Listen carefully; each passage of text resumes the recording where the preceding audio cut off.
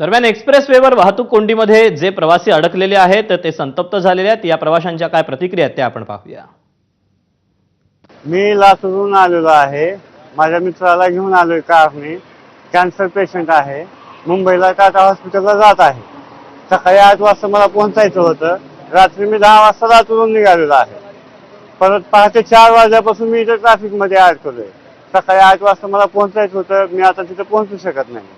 सदरील प्रशासन किंवा शासन संबंधित यंत्रणा ही झोपलेली आहे का, झोप घेते का?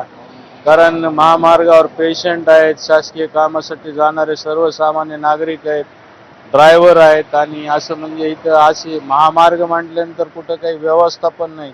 चहा पाणी देखील पिऊ शकत नाहीयेत कुठं। ते बिगर चहा पाण्याचंच पूर्ण लोक आहेत, छोटे छोटे मुलं आहेत। मी रात्री 3 पासून अडकलेला आहे। माझी गाडी इर्टिगा आहे। एअरपोर्टचा कस्टमर घेऊन चाललो होतो।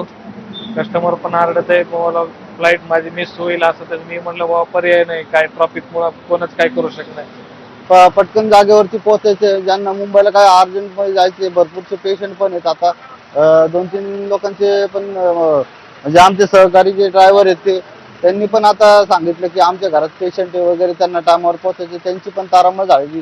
सरकार जे टोल घेतं त्यामध्ये फक्त गतिमान प्रवासाव्यतिरिक्त जे आपत्कालीन यंत्रणा असते ती सुद्धा कार्यरत असणे व्यवस्थित योग्य आहे, परंतु त्या दृष्टीने कोणीही विचार केला जात नाही आणि हे नेहमीच असतं।